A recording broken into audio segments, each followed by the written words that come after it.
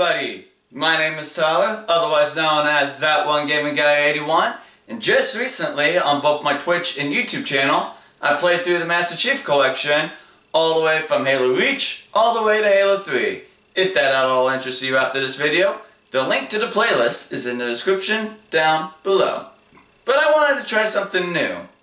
You see, ever since I watched Some Call Me Johnny and the Angry Joe Show, I watch how they critique their videos and talk about video games and if they recommend the video games that they're reviewing to the general audience or the gamers out there. I wanted to try something like that too. I tried to do this years ago, but I dropped that project a while back and wanted to try it again in the future.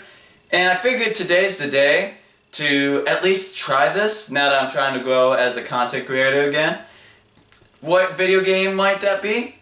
Well, today I figured I'd cover the whole Master Chief Collection as a group and talk about how it had released, how it was started, and also how it is now that, well, once jumping into it now. If you would jump into the game now, what would you experience? Or something close to what I experienced. But without further ado, let's get down to the Master Chief Collection and say farewell to the series until I end up coming back for it for nostalgic reasons. The year is 2012. 343 Industries had just finished their new project Halo 4 after developers Bungie had left Microsoft. And after 10 years with Microsoft, they had helped make a series that would leave an impact with a lot of gamers throughout the early 2000s. With the release of Halo 4 coming close, 343 wanted to make a trilogy of the Halo universe ever since Halo 3 had finished with the original story. After the release of Halo 4, the plan was to make 2 more games that would follow afterwards that would continue the series, called the Reclaimer Trilogy. Halo 4 came out to the general audience on November 6, 2012, and the reception was pretty good. The story was good. The multiplayer was meh, but all in all, for a first mainline attempt at the Halo universe, it was received positively for the most part. Not overwhelmingly, but positive. Around this time though, the Halo audience was starting to dwindle. Players were looking more into Halo's rival series, Call of Duty, instead of what was new in the Halo universe. With a lot of players losing interest in the Halo universe and Halo 2's 10-year anniversary coming up, 343 had made the decision to make an anniversary edition for Halo 2, just like how they did in Halo Combat Evolved.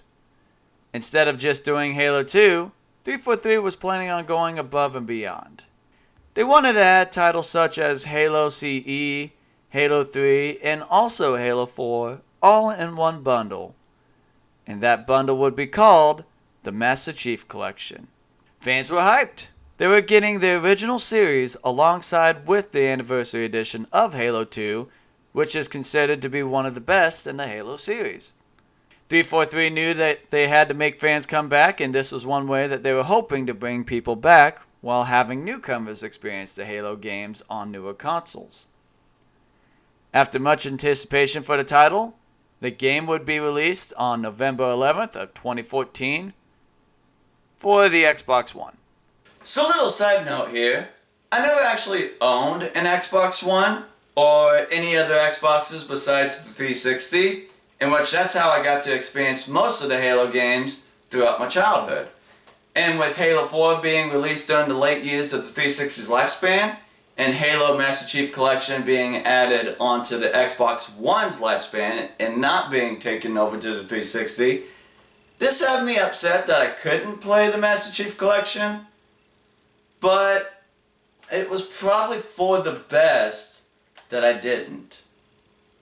After the initial release of the Master Chief Collection, reviewers were all talking about this game and how it had so many problems with it at release.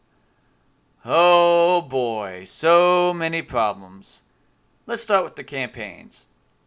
The campaigns for all the Halo games would work perfectly fine on their original consoles, but for some reason in the Master Chief Collection, they would be flat out broken or buggy and would not function as well as the originals.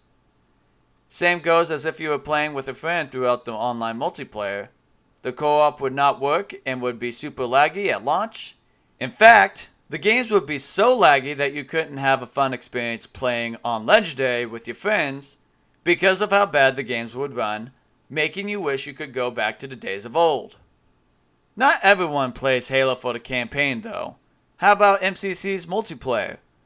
The multiplayer was also a sloppy mess. Matchmaking would either not work at all, or would take longer than waiting for your opponent to do anything in Master Duel. Games would also have teams start out unbalanced and the maps loading incorrectly to the point where players would face through the ground. Time would pass and the game would receive multiple updates and also free DLC for Halo ODST as an apology for the bad performance at release. You see, this would always rub me in a weird way. On one hand, you're apologizing for the performance issues, and on the other, you are giving out a free copy of ODST. Now that wouldn't be too bad, but a lot of the fans out there don't actually consider ODST as one of their favorites. And so they're just stuck having to wait for their favorite games like Halo 2 to be fixed or have no more problems. And those fans who got ODST and enjoy it, they also ran into problems and bugs on their favorite game, and so it just added on to more stress and more work for those developers. And then later down the line, Halo 4 would have the Spartan Ops mode, which wasn't added until later in life, and that had its own problems, and that's actually talked about less than ODST.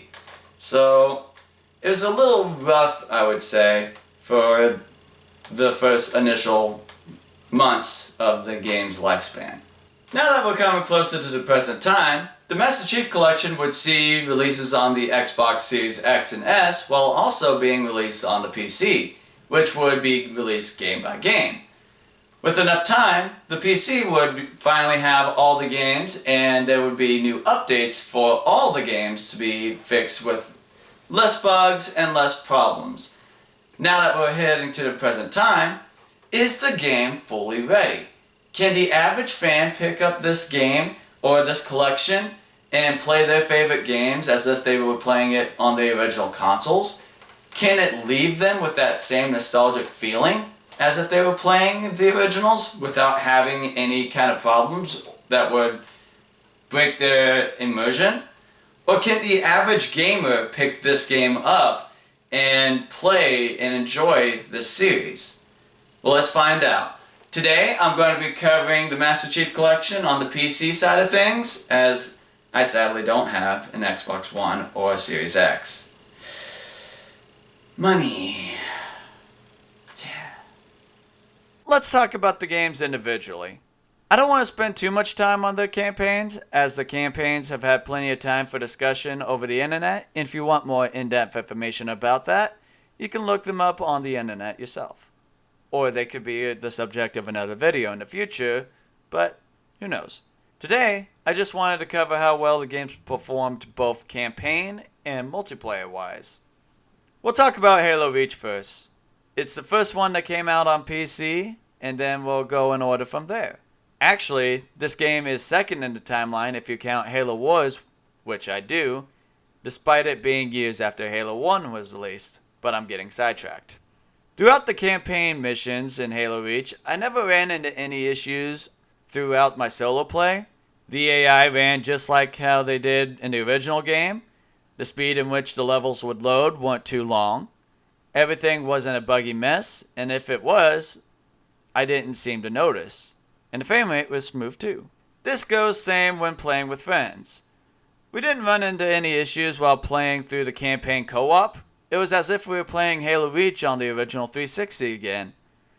When it comes to the multiplayer in Halo Reach, I didn't have any problems personally. My friends would say that they had a few problems with lag, but not too bad, and I didn't have any personal issues with teleporting or mapping or phasing through the ground like I'm Danny Phantom, so the game to me was pretty smooth. Moving on to the next game in the Master Chief Collection, we have Halo Combat Evolved Anniversary Edition. The 10-year anniversary edition for the original Halo back in 2001. While playing through the campaign, I didn't have any personal issues playing solo-wise. The game ran smooth, just like how Halo Reach was when it came to playing and experiencing the story. Plus, with it being an Anniversary Edition, you're able to switch from the old graphics to the new graphics, which doesn't break up too much of the game's pace as it would take 3 seconds to change the graphics during gameplay. When playing with a friend in campaign, this is where I started seeing some of the problems in the Master Chief Collection. It would take 5 minutes to load into a campaign level with me and a friend to a point in which we were wondering if it was a problem on our side or if it was the game. Then a few minutes later, it would say the game is validating, which added 5 more minutes, and once the game would be finished loading after what feels like a century, one of us would either experience some lag throughout the whole level, or we would be kicked back to the main lobby, starting the whole process over again. The multiplayer in Halo Combat Evolved is 1-to-1 the same as if it was in the original. I didn't run into too many problems outside of a few times where the players would lag around the map, but all in all, my experience with Combat Evolved's multiplayer was decent. I mean, the developers didn't plan on having multiplayer back in the day, so I can't say how balanced the game is for everyone in today's culture, so you can experience that with a grain of salt if you'd like. Halo 2 Anniversary Edition.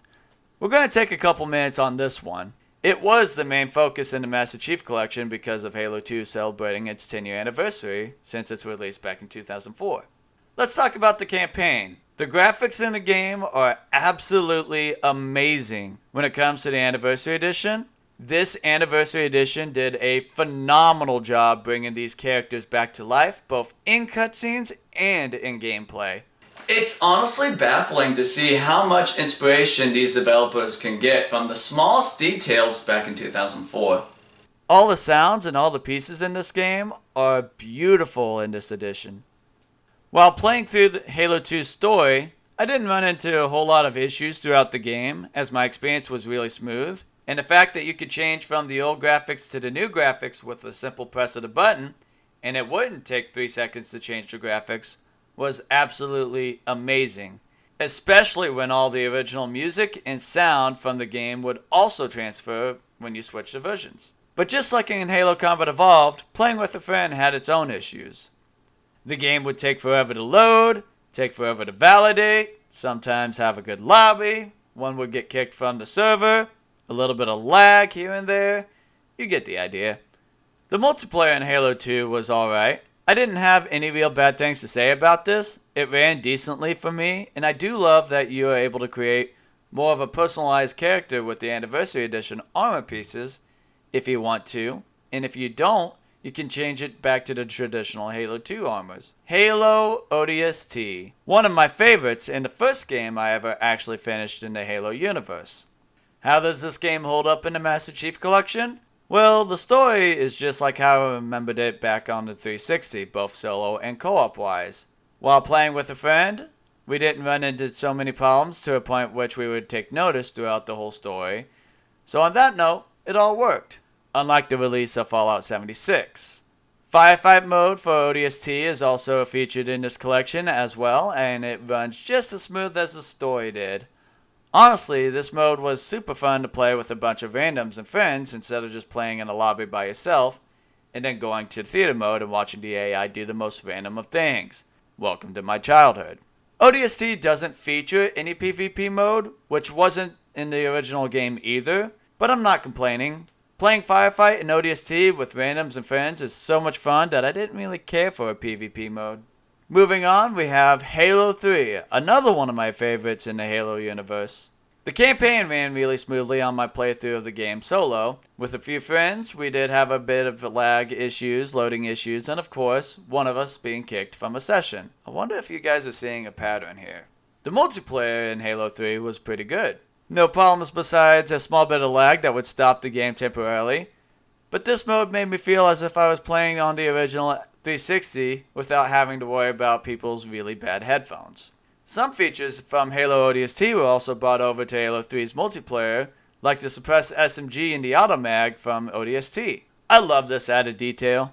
It lets me use ODST weapons which had one-time uses and brings them over to the multiplayer, which I think is awesome. Halo 4, the last in the Master Chief Collection. Now, I personally had problems back in the past with this game, but my recent playthrough, I've had a few times where this game would have graphical issues, but all throughout this experience in the solo mode, it was smooth. I didn't have a whole lot to worry about throughout the whole game playing with a friend. We didn't run into any problems server-wise, and playing with a friend, we didn't have a whole lot of issues that we would take note of. The multiplayer in Halo 4 ran really well. I remember having nights with my friends when we would play Halo 4 on the Master Chief Collection, and we'd have a great time together playing all the different modes that we could in the Master Chief Collection. Especially those lovely nights with me playing Infection. So there you have it. That's the Master Chief Collection for you. My final thoughts for the game? I enjoyed it. Everything ran real smooth playing the solo campaigns, and besides some issues via multiplayer, the games feel like the original forms brought to newer consoles and newer players. For those who want the nostalgic feeling, you have it now on different platforms as well. Would I recommend this to other gamers? Absolutely. You get a whole bunch of games all in one bundle for $60 or less, or even $10 as a Game Pass bundle with other games to play at your leisure with the Game Pass. So you're not just limited to that. And with that, there's no microtransaction bugs or monsters in this game. You can earn things in this game without having to pay a single dime more at all. There's no microtransaction monsters anywhere to be seen. Nowhere to be seen. Take that, corporations! Ha ha! So with that, I think I'll end the video here. It's been a hell of a ride playing these games again, and with updates being added as of this video, this game series is a series I absolutely recommend to fans out there who are a big fan of sci-fi games or sci-fi shooters out there. Unless you're already playing Mass Effect, in which case, avoid the drama. With that said, thank you guys so much for watching this little rundown of the Master Chief Collection. If you guys enjoyed this video, please consider subscribing to the channel, as I want to do more of this in the future when I finish games on both my Twitch and YouTube channel, which you can also catch live at 12 AM Central Standard Time on Mondays through Wednesdays. With that said, thank you again so much for watching, have a good rest of your day, and continue to make the world a better place. Take care, everybody!